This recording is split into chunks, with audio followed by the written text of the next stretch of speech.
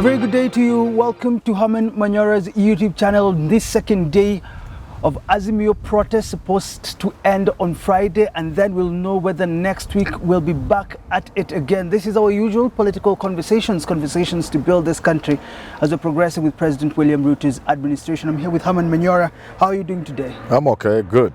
The situation in the country, Prof, is bad, even as you are good.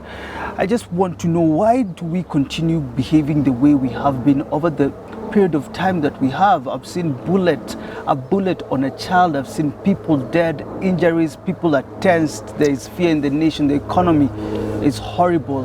Why do we continue behaving this way? You will have to ask the people who are fighting over this country. Not me. I mean, the things are very obvious that we are playing with danger, but we continue to do so. You will have to ask those in authority. Those in authority, President William Ruto says we'll have a conversation, but not on handshake. They tried to have a conversation which failed horribly. And then I'm just thinking, can there be a solution to this problem we're having now? Certainly. Simple. It is the simplest solution you could ever find. It's that simple. So simple, I don't even understand why we are where we are. What is the solution? Just for two brothers to sit on a table and talk about their country. You don't have to agree on everything, but you have to agree to sit down and talk. No, you're looking at President William Ruto. Just simple. And I can see people from both sides, especially from the government side, chest stamping. And sometimes I have a simple question to them. Kimani Shungwa, what? Ndini Nyora has gone a little quiet. Moses Korea, DP Rigathi Gachagua, the president. What is it they are fighting for? This is an ugly woman they are fighting for. All people are made in the image of God and they are all beautiful. But we have the tendency as human beings to classify them as beautiful, ugly, half ugly, fairly ugly, very beautiful, gorgeous, and all that. This is not a woman worth fighting for. The country you mean? This is a dirty, poor, dirty third world country. What are they fighting for? For Kenyans thinking, look. Because you see, anybody who wants to take over power in this country, they must not be fighting like they're fighting over a woman. They must know they want to take over problems, to solve problems. That you cannot be fighting to take over problems. I've seen people fighting for offices, not necessarily state office, including small things like where I work, deans, to be vice chancellor. And I ask them, what are you fighting for? This is a rotten institution, and none of you has the capacity to change the university to be anything. So what are you fighting for? Or you want to be a small man like a dean? What is it you are fighting for? You know, human beings, especially from this part of the world, we have the tendency to think power is so. We take power for. Power is not what you think it is. No. Power and glory, it comes with something and is built on something, it's based on something. You can't be presiding over a poor, dirty third world country and say you're enjoying power. What power are you enjoying? The Azimio team is sending images of people that have been shot with live bullets, and for people like me thinking, is there a need for police to use live bullets in this protest? No, is there a need it's for not. it? And I'm not even sparing Raila Odinga, because you see, in terms of whether or not Azimio is justified, there are more than 1,000 reasons why they are justified. So the cause is justifiable. Why the people are in the streets is justified. But in terms of whether it is a good thing, certainly it's not a good thing, because it drives the country closer to anarchy. And with that, the really danger of losing our country. So one has to figure out, even if you are Raila Odinga, figure out, do I need to burn the house? You know, it's important. Yeah? Do I need to clean the house or to burn it out? We seem to be choosing burning it the house. Well, some people think that's the only option, but my thinking is different. I'm saying, can we figure out how to sort out this mess without destroying the country? And I think it is possible. Look at what has taken place so far. If you document clearly what has happened so far, it is possible to bring the government to its knees. Yes.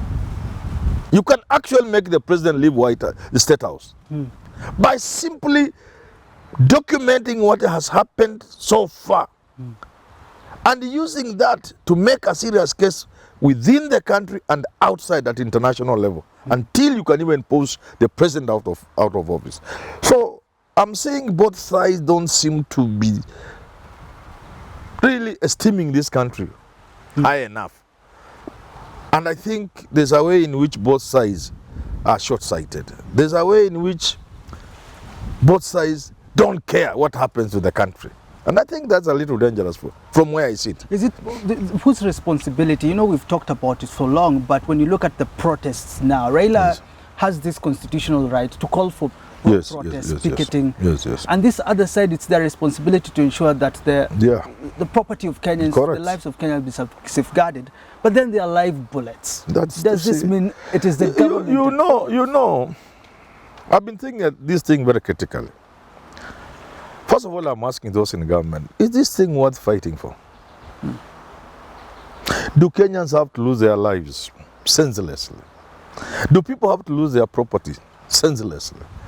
There are people who are in depression because what they have lost is all they have worked for all their life. They have nothing else. They have no future. It's finished. There are people who now remove their children from the schools they have been going to and change them to other schools because they have been destroyed. Their properties, everything, their dreams. Is it really worth it? Would you want to preside over a country with the people feeling that way? I also ask government, there are two options. The option to end this mess and the option to prove you are tough. And I've said this many times. Proving you are tough is a game we played when we were children. Unafanya hivi mwambia ruka hapa. Cross. That is for small children. Government is supposed to be big. Government cannot draw a line that says ruka hapa. Government is big. It's not a kid. What do you want to prove as government? The easier option is to end this nonsense. Sit down with Raila Odinga, whatever it is. Let people talk what they will talk. Let's say let them say Raila amekuweza, but you are the bigger. So long as the discussions will not end with you leaving your power, I do not see why the president cannot sit down with Raila and end this madness. He was in Kericho yesterday, he's in Isiolo today. He said he can have these talks, but not when it comes to power sharing. Raila, of course, has said he doesn't want a handshake. Why are they coming up with these talks about handshake? Well, clearly Raila said, we don't want to be part of I think government is just being intransigent. Is like Bishop Muheria said, the government is not being the government of understanding, of empathy. The government is bullish. And I want to tell government, I respect the president and this government. You know that, eh? Yeah. Despite not thinking they would win. There is nothing to be gained in the direction we are taking. Absolutely nothing. And there's everything to be lost. You will gain nothing in this direction. The direction of peace is the direction to go. Anything that compromises peace, forget about it. I have done a video and I've said, you as the president, your number one priority is to remain president. That means the twin priority to that is peace. Peace is a priority to the president. Any president of the world. Because if there's no peace, you can't be president. You can't enjoy your presidency. You want to wake up from State House and enjoy your breakfast with your visitors. Manyora has come to see you. At least finally, Farouk has allowed me to go. Yeah. And we are enjoying breakfast. Then I meet the president. I said, you know, that's what you want to feel. Hata Manyora amekuja kuniona. Watu wamekuja kuniona. Wazito, ambassadors. You know. That is what. So where is the power you are enjoying if there's no peace in the country? So I'm asking government to go the peace way. On the part of Raila, I've been agonizing with this issue so much, and I've realized, and I've come to the conclusion that part of the problem we have is an opposition that doesn't understand the magnitude of what they are in. The magnitude. Yes. The magnitude of this thing. Because this thing can get out of hand. So that even there's nothing you are getting. But more critically, how organized are you? People are asking where Raila was. This is not a war you can leave to chance. This is a war. This war can only be fought in a structured manner. Like any other war, it must be scientific. There must be a structure. Unfortunately, I'm not seeing that structure, to be very honest. Have you thought about where he was on Wednesday? I don't really need to know where he was. That is his own problem. He could be in his house enjoying. One day, people were looking for Paul Muite. And he was just at home. And he said, truth is stranger than fiction. I was just in my house and people were saying Muite is lost. So I don't know where Raila was. It's not even very important. It could be part of the tactics. It could be self-preservation. It could be fearing, could be whatever, or it could be. That's not important. What I'm saying is, this struggle must be a structured struggle. It must be scientific in approach. And it must be well resourced. I think they fall short on those two. I don't think this struggle is structured. I don't think it is resourced. Even as people say Uhuru is financing, I don't see that financing. It's not well resourced. It's not even resourced. You need resources to fight a war of this magnitude. And I think the absence of those two, of structure and the resources, will lead to serious casualties. What if you think, if they have already resourced themselves and structured themselves, I would see. And they have gotten to the conclusion that if they go that way, which way? Things will be bad through structure and resource. No. You know, the beauty with structure, the command becomes easier. Even if you are structured, you could even have called off this thing yesterday. Let's say, for example, this is, what time is this? As we record this thing. We're recording at 2 p.m. We are recording at 2 p.m. There's not much activity. Which could mean, perhaps, the thing is dying, is fizzling out. Supposing there's nothing more than what we have seen so far at 2 o'clock, at the end of the day. You could then conclude safely that tomorrow will even be worse for them. That by tomorrow, there will be nothing, no evidence of this. When that happens, the other side has scored. And that will be because you are not operating as a structured movement.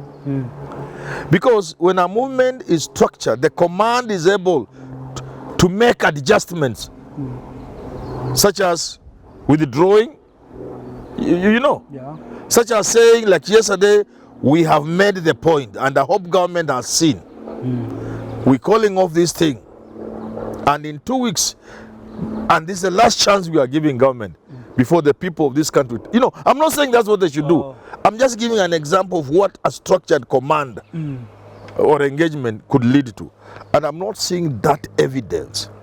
So on this side, I don't see much structure, and there's a problem of them being resourced. On the other side, this bravado indicates the people in government don't know what it means to be government. Because government is about self-preservation. Government is about remaining in power. People in power will do anything to remain in power. So between live bullets and sitting with Raila Odinga, if you know what power is, which one would somebody choose? So Moi was a fool. At a time like this, Moi would have sorted out this issue kitambo, and he will be the president. Kina Raila watakuwa kakaa na yeye wamekunywa chai, they are still what they were, the president is still president, wiser and stronger. So I ask the government to look at the two paths that are open to them. You can also include arrests that are happening. Yeah, all that force, arrests, talk of assassination, live bullets, clubs, ununiformed people looking like militia, and so on and so on. That route of force and the route of climbing down and sitting with Raila, The one on the right of climbing down and sitting looks like you are weak.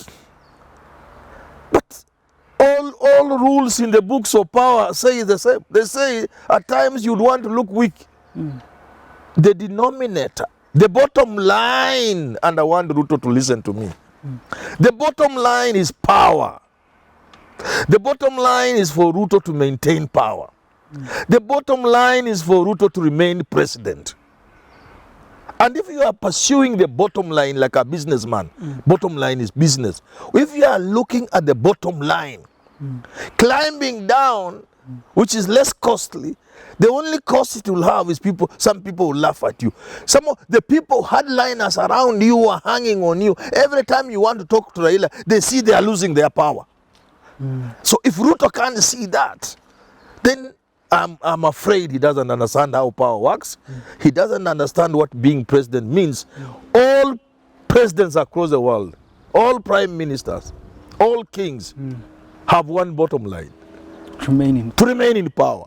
To remain in power. They will do anything to remain in power. So when Moi appears to be weak and he calls people to sit with them, when Kibaki sits with Raila and Uhuru sits with Raila, but Uhuru finished his term. Almost a very popular president, is that right? Yeah. Going to places he would never have gone. Handed over power to Ruto. If he had chosen the route Ruto is trying to choose, there is no guarantee that he would have finished his term. At least not peacefully, even if he finished. You get what I'm saying? Maybe there will even be no country to hand over to somebody in 2022. And therefore my advice to Raila first, sit down and go back to the drawing board and ask yourself, the path you are pursuing, is this the only path?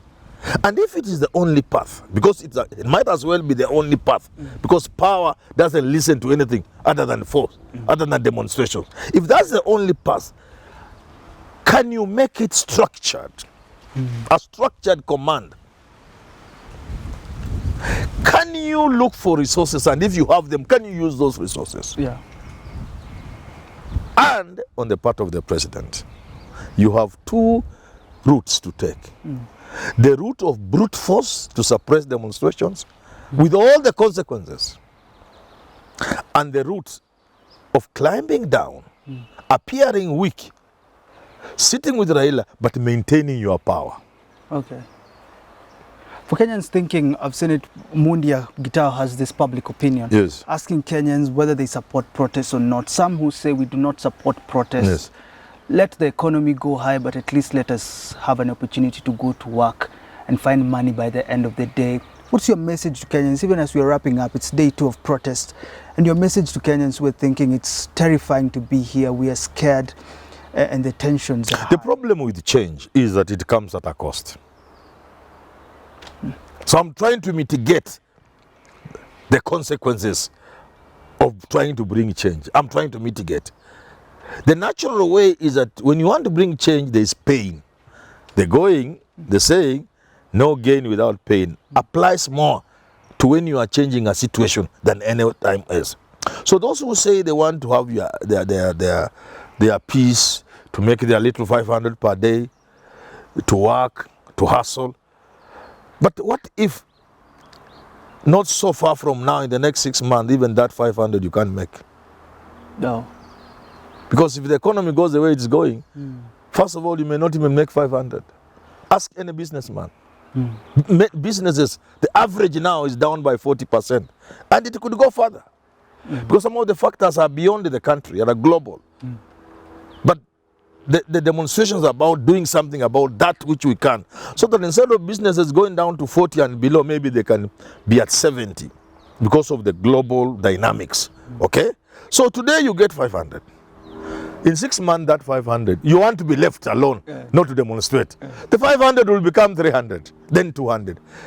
Never mind that what 500 can buy you today, even 1,000 will not buy you in the next 1 year, unless something is done about the situation. So it is a difficult situation To balance. Yes, we want peace. We may not want to demonstrate so that we can go and hustle, but that hustle will soon become useless unless the situation is changed. And the change is painful. the way you are seeing. What Manyora is suggesting, with the hindsight, with the benefit of history, we now know it is possible to midwife change with minimal pain. It is possible for us to change this country without bloodshed. It is possible for us to change this country without demonstrations. It is possible for us to change this country without killing one person. And how do you do it?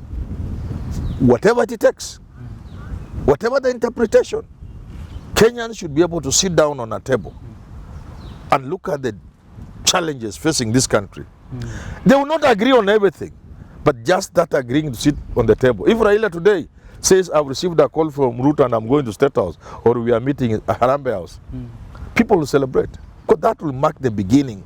That, first of all, will bring hope and mark a beginning of a journey that will introduce change with the minimal friction, with the minimal pain. Thank you so much for tuning in into a conversation. Day 2 of protest. The end justifies the mean. Prof says we need to choose a path that has less pain, but we can still gain as a country. Until we do talk again, have yourself a lovely rest of your day.